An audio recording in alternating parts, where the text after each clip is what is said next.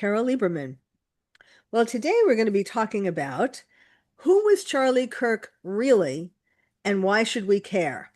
I'm sure you've heard so many different, first there came, even from the beginning, it was actually controversial. I think a lot more people heard about him when he was killed than who knew about him when he was alive. And there was, of course, quite a number of people. He had quite a following. So that's saying something. But of course, in the media, get shot and you really rise to fame. My guest is someone who is perfect to talk about this. He is his name is Drew Allen Thomas, and Drew Thomas Allen, sorry. And he's been on the show before because he is very he has written a number of books. And this current book that relates to Charlie is called For Christ and Country, The Martyrdom of Charlie Kirk. Now, this is not just a, boring biography. In fact, actually, Drew, you have a claim to fame. You have lots of claims to fame, but one of your claims to fame now is that your book was so incendiary that you got banned by Amazon. It's folks that you can now still buy it. I don't, it has for the time being, so you better rush and get it. But it adds an extra panache if your book is banned by Amazon. But before I ask him to tell you about that, let me mention some of the things. He's known nationally as the Millennial Minister of Truth. He's the West Coast Vice President of Publius Productions, of which I am a client. Um, and but that's not why I'm having him on my show. um, and has his own show, The Drew Allen Show, and it's the intersection of faith, culture, and politics. He's also a widely published columnist, and he is called upon to analyze politics. He represents some of the most famous faces in American politics. And let's get to the show. Let's start with, I actually, before the show, I was just asking Drew sort of just so that I would be able to say when the book came out. And it turns out that there's a significant story to that. So, Drew, welcome to the show and go right ahead. Hey, doctor, thanks for having me again. I love this opportunity. The book came out on December 9th, actually. That's the publication date on Amazon, but when they tried to get it up in the system, it was blocked. And it appears that they didn't want, there may be in the beginning a somewhat rational, although I'm still opposed to it, reason for doing that is that they didn't want a whole bunch of books coming out about Charlie Kirk after his assassination. Amazon wants to, I guess they want to protect quality on their books, but it's kind of outrageous because it's a free market. And if a book sucks, no one's going to buy it. So I don't know what the problem is. But this went on for, let me just backtrack though. This book was published by Post Hill Press, which also published a couple of Charlie Kirk's books. This book was endorsed by Eric Metaxas, who is the best-selling author of the book Bonhoeffer. He's a New York Times best-selling author. And of course, I was Charlie Kirk's publicist, and I've been published before. And so what they would do is they would have a window where it seemed like you could purchase the book. And even if you purchase the book, though, what they would do is, this is print on demand, right? So every paperback you get is print on demand. And the way it works now is you have these crazy printer systems, and you go on Amazon, you buy a book, they print it on demand, and they ship it to you, and you get it a day or two later. So if you bought this book, people who bought this book when they got an opportunity during that window, and on like December 9th, 10th, 11th, whenever they could get it, it didn't ship until like today. I got my first copy that I ordered like December 9th or 10th or whenever it was, like yesterday, Carole. Oh, wow. And so what they do though is I would start to rise to the rankings, right? And so I would get to like number 30,000, right, on Amazon's books. And then they would shut it down. People couldn't buy the book anymore. You'd get a message that said, this book can't be shipped to your address. And it wasn't that the address was problematic. It was just the way they were shutting down the book. And I lost count of how many times they did this. 5, 6, 7 times. And there was a desire for this book because since as of the last few days, this book has been allowed to be purchased. And so right now it's in the top 10 in three different categories. It's like number 4,000 on Amazon, which, I mean, I'm a competitive. I want to keep going, but that's good, right? So people are buying the book. They're allowed to buy the book. But it was an outrageous situation that I've never encountered before. And as a publicist, as you know, I deal with books and authors all day, every day. And this has never happened to anyone. And I think the content is what they didn't want people to read because with this kind of quiet suppression, it's kind of like censorship through friction, right? They make it as hard as possible for people to buy the book until they lose interest. Uh-huh. Of course, the trial is coming, so there's still going to be a lot of interest. Yeah. So I hope it stays up there. Okay. So now this book, as I was trying to say before, this isn't a book, just a normal biography. And you were his friend besides being his publicist, correct? Well, I didn't. So it's kind of interesting. So Charlie's one of the, I wouldn't say few, but most clients I have, whether it's Tulsi Gabbard or you can go on the list, I talk to them and I know them or I've met them.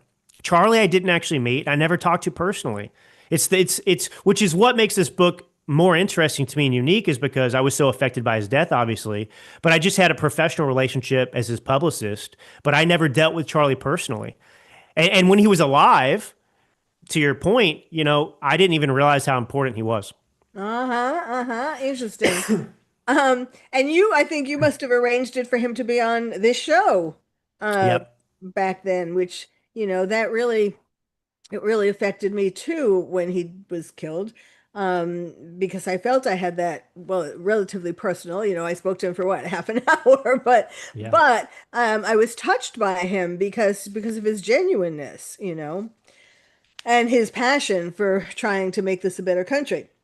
So, the point of your book is not just to talk about Charlie and his death. It's so interesting. This is really coming at such an important time because, you know, he died, he was shot, but the controversy about him is still bubbling up. I mean, I think it gets bigger and bigger every day. People coming up with all these, notably, what's her name? Oh God, what is her name? I don't like her, so I've repressed her name. Who's the woman? Candace Owens, Yeah. who has all these incredible theories, including that Israel killed him, and so. Um, so anyhow, it's not like a done deal. He isn't resting in peace. And your point of this book is not just to say who he was and what happened and all that. It's more to get the country to be angry at his death, not so much because, I mean, in part because of who he was, but also what he was trying to do. So I'll let you. Why don't you just well, actually, my first question is what made you've written other books, what made you pick this as a subject?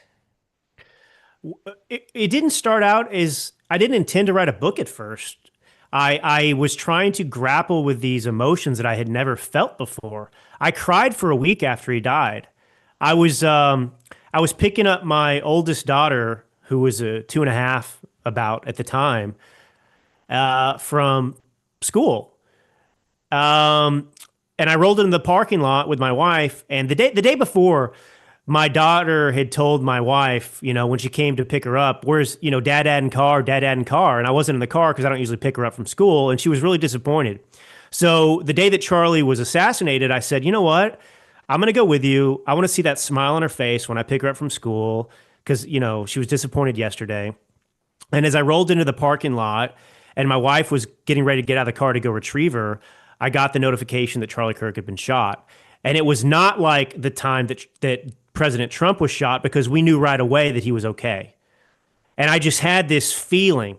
And I saw the video and then I just knew, like everybody knew, Mm. like nobody could survive what we just saw. And as I was processing that, and obviously I know people in that world, I'm texting people, I'm getting, people are texting me. My daughter's running towards the car as I'm realizing Charlie Kirk's gone. And she's screaming with joy, Dad, Dad, Dad, Dad's here. Dad, Dad's in the car. And I held my daughter in that moment, I just realized, Charlie Kirk's got two kids that are the same age as mine. He's got a daughter and a son. I have two daughters, and this was stolen from his daughter. This joy that my daughter's experiencing and I'm experiencing right now was just Wow. taken from his family. And I think it was that juxtaposition of the way I found out that just broke me. And I slept by my daughter's crib that night just to be close to her. I was so just like wanted to cherish the family I had. At breakfast the next morning, I broke down in tears, and my daughter's asking, what's wrong? My wife says he has an ouchie. My daughter said, he's got an ouchie. Dad has an ouchie. My wife said, yeah, he's got an ouchie on his heart. And I just was overcome. I was thinking about Erica. I mean, it was just too close to home, Like I'm married, I've got two young kids, and I believe the same things that Charlie does almost across the board. And this was stolen. So it was human. And so I was trying to understand why I was affected so much. And as I tried to figure this out for myself and process it, I learned more about who Charlie was. I watched more video of him. And he was actually somebody who was younger than me that I realized I admired. And he had figured things out for himself. Like he got himself to a place in life of confidence, of assertiveness, of wisdom that was beyond what many people achieve in their entire lives. And I felt like I was holding myself back because I had a little bit of lingering fear because I grew up around liberals. And so I lost all those friends because of my politics, even though my politics didn't change, but the Democrat Party changed and they got more radical. And so did their supporters. And I just wanted to get better. And I saw in him, because I'm a Christian, I saw his faith at the forefront of what he became. And I just feel like I learned things. And I wanted to imitate Charlie in the same way, like as a Christian, you read scripture in the New Testament and you read about the Apostle Paul, and he says, imitate me as I imitate Christ. And I just realized that I needed to become something better. Not that I was a bad person, but if I really want to fight this fight and enter the arena and participate in politics and try and help this country out of a genuine desire and love for my family and my children and their future, like I've got to level up. And Charlie had. And we need more Charlies.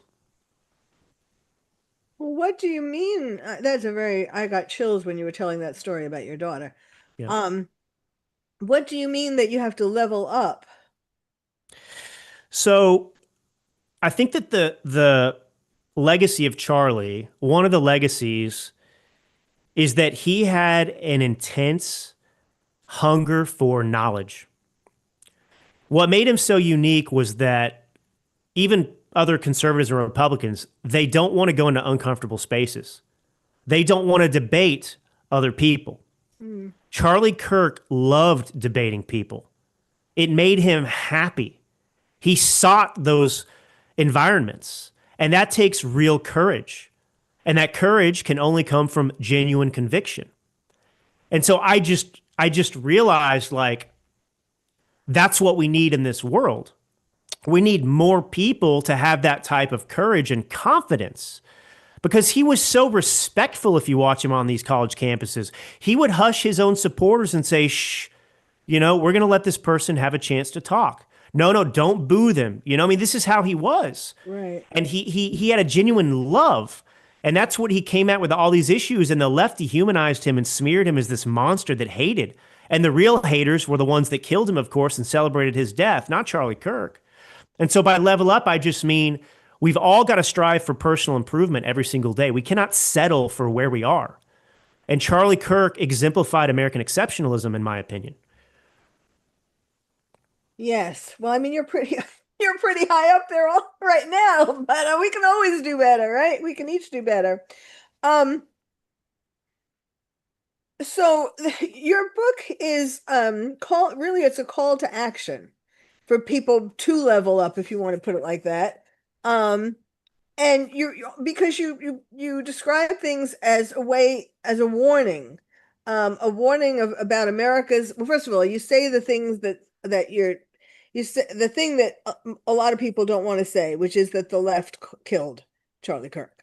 Mm-hmm. Um, I mean, well, talking about that though, do, do you think it was the left in the form of this man who Tyler Robinson, who is in jail right now, or do you think, I mean, there's so much confusion and speculation and uh did he do it? Did he do it alone? Yeah, sure. I mean, let me come at it this way because I know this is a topic you're passionate about and you speak very effectively about. I relate in the book what's going on in this country with the left, the radical left, to Islam. Um, the radical left and jihadists are actually very similar. And, the left does it in the name of progress, right? Radical Islam does it in the name of, Muhammad or in the name of, religion. But the end result and their objectives are pretty much identical. And they have a zero tolerance policy, right, for dissenting voices. It's about conquering. Um, and so this is where I get to the point of, yes, the left killed Charlie Kirk. I mean, let me put it this way, too. Their rhetoric, because their ideology inherently infects people like a cancer that dehumanizes people and paves the way for this type of action to be justified, because the left believes in moral relativism. So to them, Charlie Kirk was just a clump of cells, just like, the unborn is a clump of cells. And that's determined on whether or not you want the baby, right? I mean, that's how the left looks at it, right? You can have an argument about abortion all day, but my point is, if you take a baby at, whatever weeks, 10 weeks, 15 weeks, if you want the child, it's a baby and you get a sonogram and you celebrate. And if you don't want it because it's inconvenient to you or whatever other reason, then it's not a baby at all. It's a clump of cells. That's not objective reality or morality. It's one or the other, right? It's either a baby or it's not a baby. It's not based on whether I want the child. And so my point is they can do this with their minds because the whole left's philosophy operates in this world. The ends justifies the means. So Charlie Kirk, it was a net positive for the left. I mean, for many people that were celebrating it because they didn't like the guy. They had dehumanized him. And so, yes, look, I mean, I'm just tired of there being no accountability because there's a link with the rhetoric from the left and prominent Democrat politicians and the mainstream media, CNN, et cetera, and what they talk about and how they talk about people every day and the violence. I mean, how many of these things we have to see, especially within the transgender community, especially now, Tyler Robinson, I believe that he did it. He will have his day in court, but the evidence is strong that he's the one. He was involved with a transgender partner. He wasn't himself transgender, but he was steeped in this transgender ideology. And what I find so amazing to get into it, because I think you'll enjoy this too, is, the Jews did it, which is just like, I don't know how to address that without using the R word, retarded, which isn't very polite. People don't like it, but it's so insane. The anti-Semitism that is even infecting, like, I feel like there was an opportunity, and that's what I want to address with this book, where we should have addressed all of these national crises, which is political violence and it's domestic terrorism. I mean, the week before or 10 days before Charlie Kirk was assassinated, a transgender individual in Minneapolis shot up a bunch of students who were in mass and killed 2 children and 30 others were injured. And his manifesto, if you will, read like a Barack Obama speech. Mm-hmm. And the same's true of Audrey Hale in the Nashville Covenant shooting. Mm-hmm. And again, I'm not saying that every transgender person is, a violent killer. Just like I'm not saying every Muslim is a violent radical jihadist. But I'm very tired of these deaths and this reality sitting right in front of our face. And for some reason, we refuse to address it. Yes. And it's getting worse and worse. I know. I sometimes think about how people are going to look back at this time in history, if there are people to look back, if people are still around and they're still going to school, and and reading all these history books that are not accurate, you know, that they're not gonna understand how we all sat around and just let this happen. It's just like what was happening in the years before the concentration camps, before Hitler. And yet it keeps happening, and nobody's, well, I won't say nobody, obviously, but if you do stand up for these things, I mean, even Tucker Carlson has somehow drunk the Kool-Aid, um, which is very concerning, if because I used to respect him. But anyhow, so there's yes, there is, you talk about how there is no appreciation and no recognition of morals and religion, and that all of this is it's just being sort of trampled on. And Charlie was the one person, or one of the main people, who was standing up um, against that, to speak out against that. And yes, one of the things that was so brilliant about him was that I mean, he was open to debate, and eager for debate, and eager for people to disagree with him, so that he could then present the reasons why he says what he says. That gives him the opportunity to, and he was so bright, he was able to quote all these things, just pull things out of the air that he had read and so on. Um, and and I don't know, do you think that this is sort of going to affect people who make people not want to follow him? Because look what happens if you become like a Charlie Kirk, and say the truth, you get killed.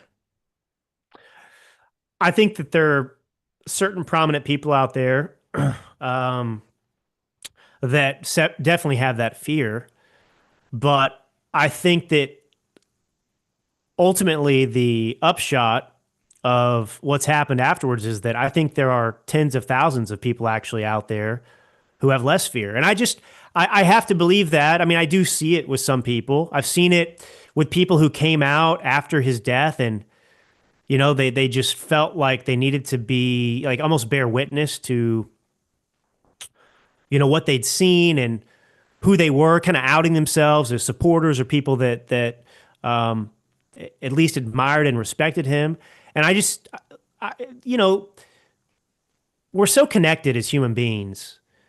And if I had the experience that I had with Charlie's death, wrestling with it and then wrestling with myself, absolutely, I think millions of people had that same experience. Actually, that's how many people were affected by this. And to your point, it's so fascinating because, part of the reason some people think it's so controversial that I call him a martyr, and I don't. I mean, you tell me if it is. I mean, I've heard people that I know well that are like, you can't say why. I mean, yeah. I mean, you don't all have to agree on who a martyr is, but he's a martyr for a huge group of people. And it's not just because he was killed for his belief. And that's the thing too. There's obviously a religious association with martyrdom, but you can be a martyr for anything. But we Right. have a religious association. And it's not just that he was killed for his beliefs, which happen to be, Christian beliefs. And obviously, he talked about the Old Testament a lot because as a Christian, that's half of our Bible. So now the new Tucker Carlson people, as you know, doctor, they want to pretend the Old Testament doesn't exist anymore. But anyway, that's not me. I'm a real Christian. But I don't know what I was saying anymore. I was going to go off on attacking these people that I'm so tired of. Well, well, well, why don't you? Well, I mean, I had started out by asking you, like, what made you write this, and as you were, well, how long did it take? I mean, God, you did this quickly, actually. Yeah. You did this in just a couple of months, 3 months, Yeah. I Yeah. guess. Yeah. But Yeah. A couple of months with the editor and stuff. it's interesting that it's interesting that he was killed the day before 9/11, the anniversary of 9/11 this year. Yeah. You and I agree on something. You said something that I thought I was a brilliant person, and then I think we were texting or emailing, and you had said 9/10 is the new 9/11 or something like that. Uh-huh. Yes, I, that's I right. have a chapter in my book called 9/10 is the new is Oh, the wow. I had written that, and I said, my gosh, Dr. Lieberman is a genius again. Yes, must be a genius if if we're both thinking of that. Yes, yes, because it does represent a different kind of killing of American values. We kind of have to take a break in like 4 minutes, but I just wanted to bring up something that I was reading about today. Um, what is her name? I forgot her. C something, SCEA. I tweeted about it. Um, uh, Mamdani, he's destroying New York, and he's, not only with his communism that he likes to call socialism, but also with his anti-Semitism and it's no longer a place that's safe for Jews in New York.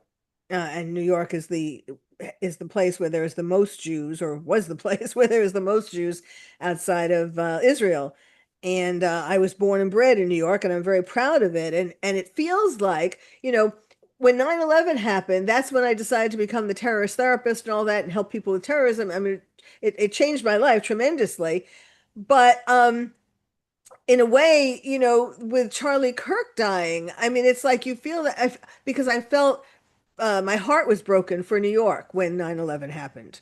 And so my heart is broken for New York now, with Mamdani as the mayor, because that is a slow kill. 9/11 was like pretty quickly destroyed the Twin Towers. But Charlie Kirk, I'm getting Mamdani is what he's doing to New York is a slow kill and a painful kill. And so, what made me think of this, he appointed someone to be the czar of housing, and it's Mhm. this woman. You must have, see something, Y- CEA. Um, Yep. and some people, thank goodness, looked into her prior social media posts, and they found all these things about how she hates white men, white people, and white men shouldn't run for office, and she wants to take away the properties from white men or white people. And here she is as the czar. That is what she is actually. I mean, they're trying to uh, break all the landlords and for tenant rights. But I mean, so all these things. So I thought to myself, where did this girl? She's like 37, and where did she? What made her be like this? And the answer, of course, is school and the education. We have been educating while people weren't looking. We have been educating generations of people, not just in New York, but all over America, some places more than others, to hate America and um, and to be progressive or radical Democrats, and to do this whole thing with taking away property. You'll have nothing and you'll be happy. I mean, all these communist things. And so it's like, I mean, and in fact, the statistics show that it is the younger generation who voted for Mamdani in the first place. So it's like we have created this generation or generations who are anti-American right in our country. And Charlie Kirk was trying to, that's why he was addressing college students and all that primarily, because he was trying to fix this. I mean, colleges, it's not just elementary schools and junior high schools and high schools, but colleges are all progressive. And he was trying to fix that. Well, we need to take a break, but when we come back, we will get more into all of this with my guest, Drew Thomas Allen, and his book, For Christ and Country, The Martyrdom of Charlie Kirk. So stay tuned.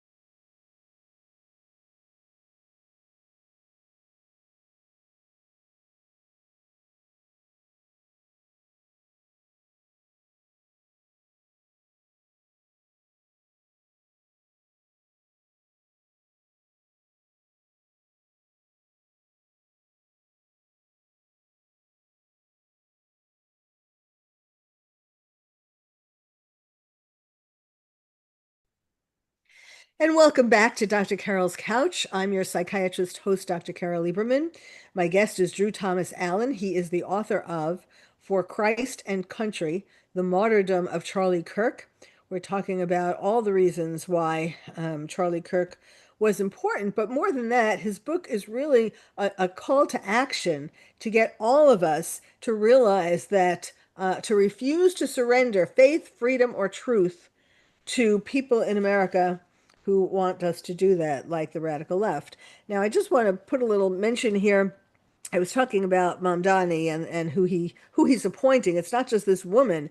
He's appointing all the people who helped him in his campaign, which is normal for people to do that. However, um, his campaign staff was filled with communists and well, he called them anti-Zionists, but they're really anti-Semites, and just a bunch of hateful people who want to take everything away from you, and for the good, not the community, or wait, yes, the community, all for the community and not for you. You will have nothing and you will be happy. Well, I'll tell you, if I have nothing, I'm not going to be happy. I think people, what we really need is we need to flood the schools with books by Ayn Rand, and that really make it clear why capitalism, why you work so hard, and of course you deserve the rewards when you work so hard for them. All right. Anyway, what I tweeted this morning was Mamdani, and it got lots of hits. I was surprised. It's up to 828 so far. I tweeted Mamdani figured it out how to take mentally ill off the streets. He's putting them in his cabinet. The latest example is making C. Weaver, whose tweets reveal she wants to steal homes from white people and impoverish them, housing czar. Keeps getting worse. So I just wanted to redeem myself. That's what I said. Okay, now, Drew, I just take it where you want because all of this is so important. I mean, you mentioned you talked about terrorism um, and communism or socialism. Yes, that is the green-red alliance. And the green is terrorists, and the red is the socio-communists. And they are buddy-buddy. They are BFFs now, not because they actually agree with everything that the other has to say. There are things they disagree with, like terrorists or radical Islamists do not believe in LGBTQ plus, for an example, and that's a big deal for the progressives. So, but they are aligned because they both want to destroy America, and so it's sort of like a marriage of convenience where they are working together to destroy America, and then once America is destroyed, they will then have their differences and they'll part. But once they accomplish their goal, and we need to stop them from attaining their goal, from destroying America, and that's what Charlie Kirk was all about. So why don't you take it from there? Yeah, I think that one of his last posts on X, the day before he was assassinated, was Islam is the sword that will slit the throat of America. And he was absolutely right about that. Islam as a religion is completely incompatible with the West. And that doesn't mean that Muslims can't live in the United States of America, of course, but they're going to have to make certain sacrifices that aren't in alignment with their faith, actually, if they want to live here and assimilate. And some do that, but that's just the reality. Um, and it's so interesting, with the Muslim left Democrat alliance, it reminds me of people ask, how can you have gays for Palestine, right? If you're gay in Palestine, you get thrown off a roof. They'll kill you. It's not allowed there. It's not permitted. It's because those groups have a primary objective that overrides their differences for a brief amount of time. So that hatred in most cases for something is what fuels it. Is such a powerful feeling for them that they can ignore the reality of issues that should make them completely incompatible. So, in the case of Democrats and Islam right now, they see an opportunity because both, frankly, want to destroy the West. It's a very strange thing. I was thinking about something earlier when we were talking in the last segment. I think a lot about Israel and quote unquote Palestine, which doesn't exist and never should, um, and the threat that surrounds Israel. And we've managed to create that type of conflict in our own country.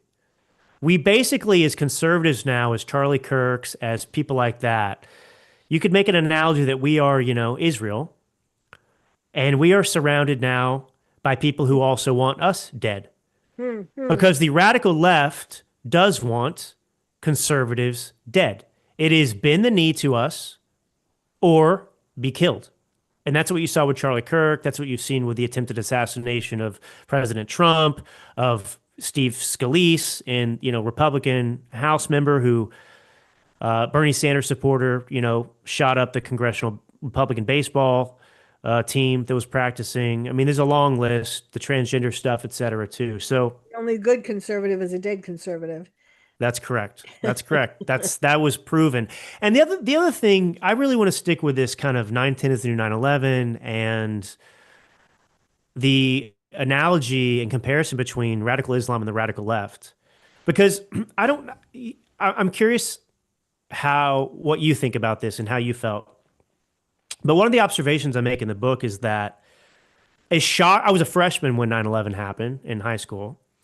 And as shocking as watching those Twin Towers fall was, what was actually more shocking, I think, was what happened afterwards, which was people in Pakistan and elsewhere in the Middle East that were celebrating Yes. the death of innocent Americans.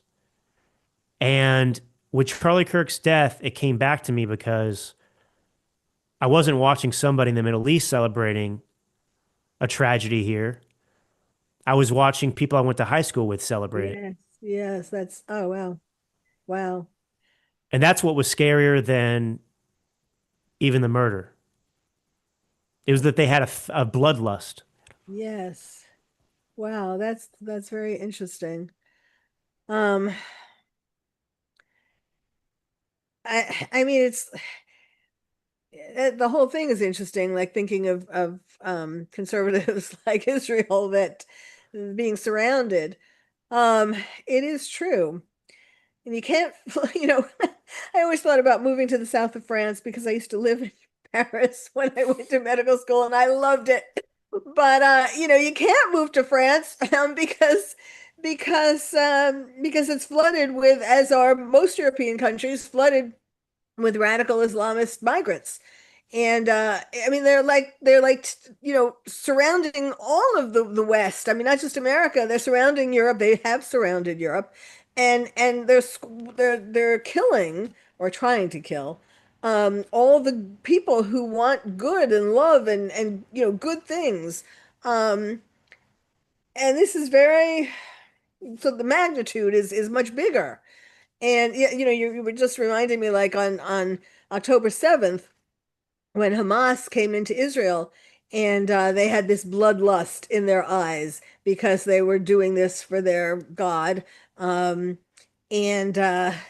that it was and calling their parents and telling them, "Oh, I killed this Israeli, or I raped this woman, or I put this baby in an oven," and I did all. They were so proud of themselves and they got approval from their parents, and yes.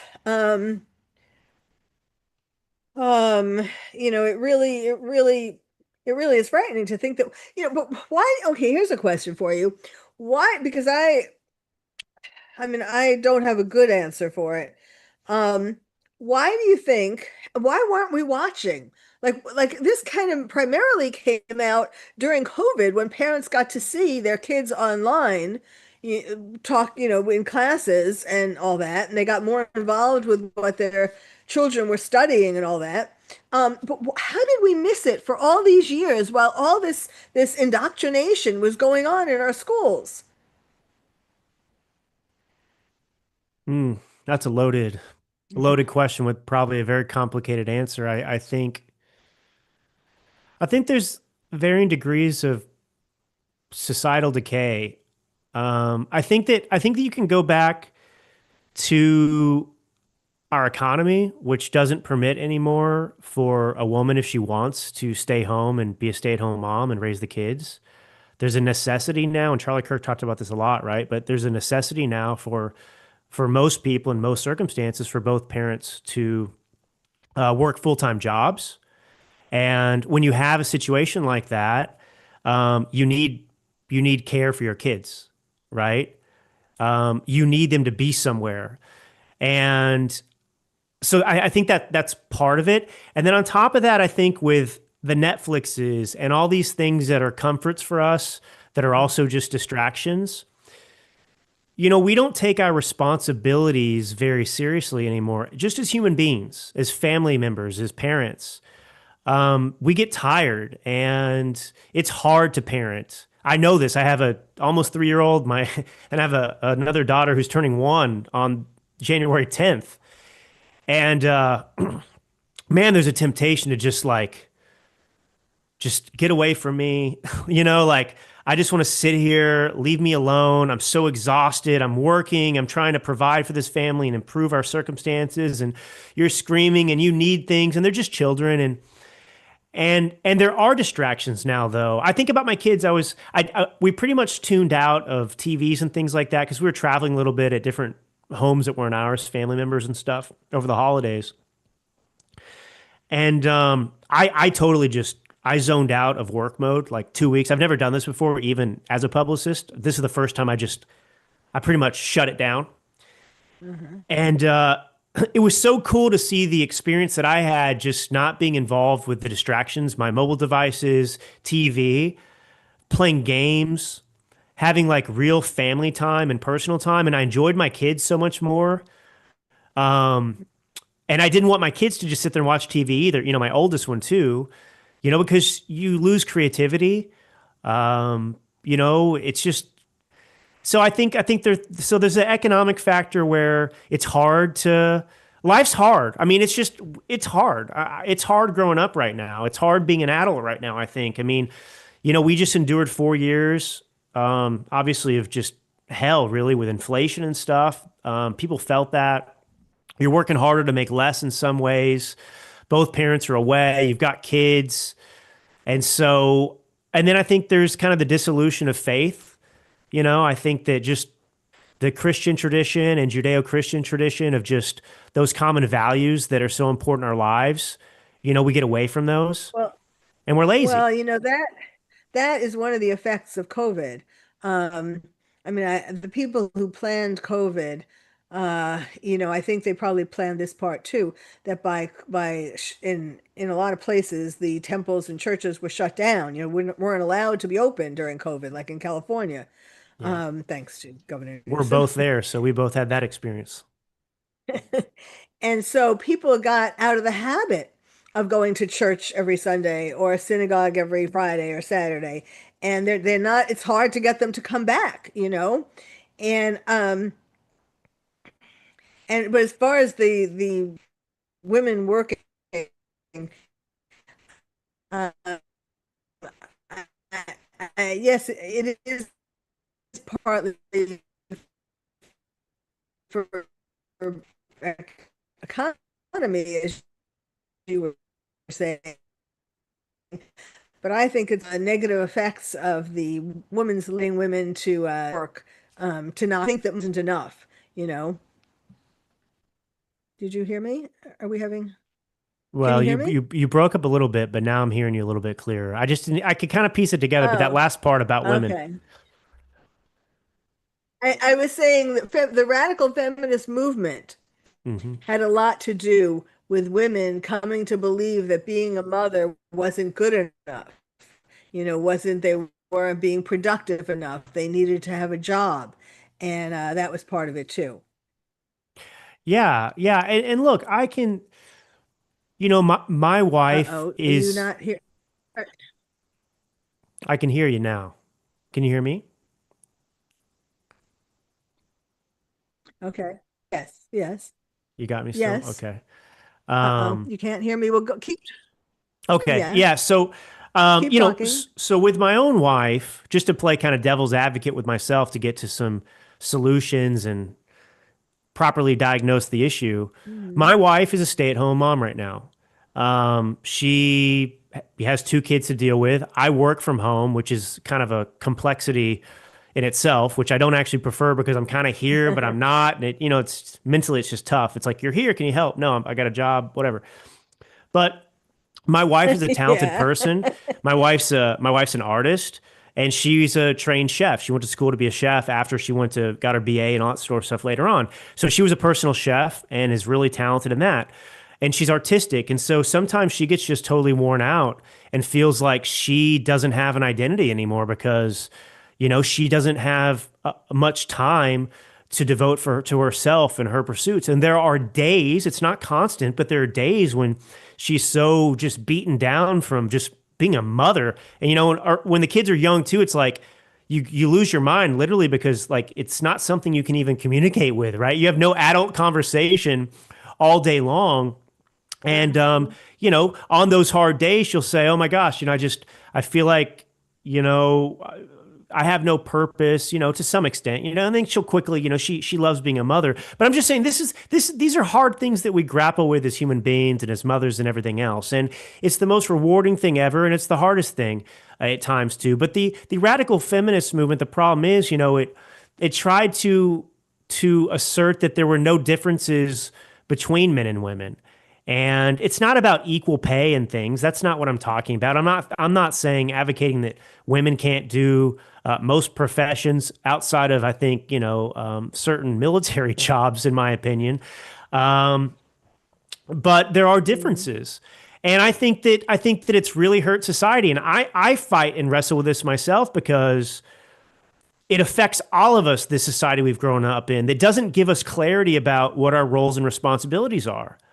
And my wife needs a pretty much stereotypical man, which is somebody who fixes stuff, right? A drawer's broken. Please, can you get in there and fix this? She wants someone that's confident that can take off, the burden that she feels on her mental load every day. She wants somebody to lead the household. And I didn't do that for a long time because, I'm working, I'm doing these other things, and the other day, I guess it's anecdotal or not, but there's this drawer that was broken in our bathroom, and I'm ashamed to say for like 3 months or more. And I never called a handyman. I just frustrated. I was busy. I didn't have the right mentality. And this new year, I made some changes in my life to improve. And I got in there, I think on Saturday, I came in and I cleaned up our bedroom. I did some stuff that I had been not doing for a while. And I fixed the drawer while she was napping our daughter. And it was like the best thing that had ever happened to her. And I felt so good because I Uh-huh. had done that. And it was a simple thing that wasn't related to my career. It didn't make me any money, but it needed to be done at the house. And I felt elated. I felt like a man is supposed to feel. And I realized in that moment that, we need to take Right. those roles seriously and do them and execute them because they, they start to compound. And so if you do those things day after day after day, you feel better and happier and more confident and you get some balance in your relationship. Yes. So one of the problems is that a lot of young boys are growing up without father role models to teach them all those things, how to fix a draw and everything else. Yeah. Yeah. That was one of the big critiques You Charlie Kirk know? had. Yeah, yeah. He was all for the traditional roles, right? Yeah, absolutely. Um, that's the way you have harmony. And my wife has certain skills that I don't, and vice versa. And if you don't understand what those roles are, if you don't have that blueprint or roadmap, because those are the things that bring you true fulfillment. Like it's like people who work careers and they're miserable and they hate their jobs. Well, if you could figure out what you're passionate about and find a career that channeled that, you're going to be happy over the long term. The same thing's true for quote unquote gender roles.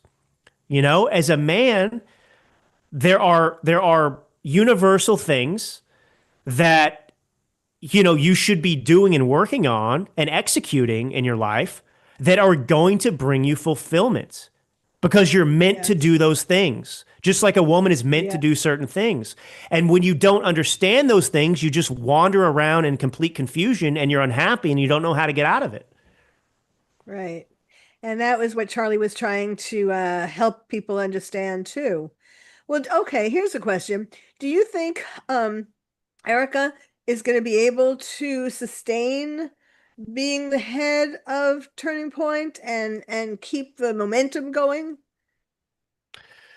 Ah, man, it's gonna be really tough. I think that if she ultimately decides that she wants to do it, I think that she'll be able to execute it. I've had this conversation with a few people, and I've just said, look, Erica Kirk is not Charlie Kirk. She doesn't have the same skills that Charlie worked on for so long as well. And so to expect her to be Charlie right now is absurd and it's unfair. I want to see TPUSA succeed, but I want to see it succeed along the lines of the vision of Charlie. And I got to tell you, without naming names, I guess right now, but I watched the first TPUSA that Amfest, Oh yeah, I watched a little bit. and and it was in some ways a complete disaster. Yes, it was. And the people that are being prominently featured, um, some of them were friends with Charlie. They knew Charlie, and they are no Charlie. They have very little in common with Charlie, as a matter of fact.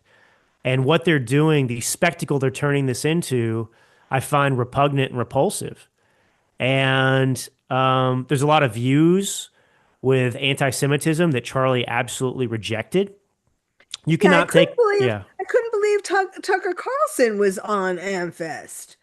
I mean, we knew what he was going to say. Same thing with the memorial. When he spoke at the memorial, he was hot. I mean, he said horrible things. So I'm surprised they invited him. I mean, no, of course he's a big name, but I mean, yeah, I think well, she's going to need some help from people like you to like weed out the kinds of people being spokespeople who Charlie wouldn't have wanted saying what they say. Well, it's a hard thing right now because there's a level of entitlement, I think, probably within the organization, which is only natural. Um, there are people around Charlie that were with Charlie that were probably great friends of his and talented, but, they're not equipped to do what is necessary in those certain roles. So you have kind of this WWE match to assert like who has ownership over Charlie Kirk. I don't want to pick on this. I just want to use this as an example, and I hope that people don't misinterpret what I'm saying. But Okay, but we're running out of time. So, yeah, yeah, yeah. So when Rush Limbaugh died, you didn't have somebody take over the Rush Limbaugh show and continue to run the Rush Limbaugh show. Right now, right. you have a situation where you have a Charlie Kirk show, and it's not being run by Charlie Kirk. I mean, how long can you run the Charlie Kirk show and call it the Charlie Kirk show, and there's no Charlie Kirk? So my point Right. is, we're in a transitioning period, and I hope that people have the humility to step aside and to allow other people maybe to participate in the best interest of the club. Charlie Kirk. Yes. Yes. I mean, I think, and it seems like maybe you would agree that the best thing they could do would be to keep promoting the books and the tapes and the video and his shows, all the things that he already did. He did so much that if they just can work on promoting that, getting that to more people, that would be the best thing they could do. Yeah, yeah. I mean, they've tried to kind of like replace Charlie Kirk, it seems like, for a while, and that's not going to work because you're never going to replace Charlie Kirk.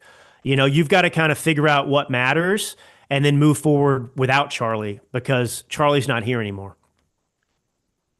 All right. Well, let me remind people of the name of your book, which is For Christ and Country, The Martyrdom of Charlie Kirk. I trust that we have interested a lot of people. And let me just say the other names of the other books.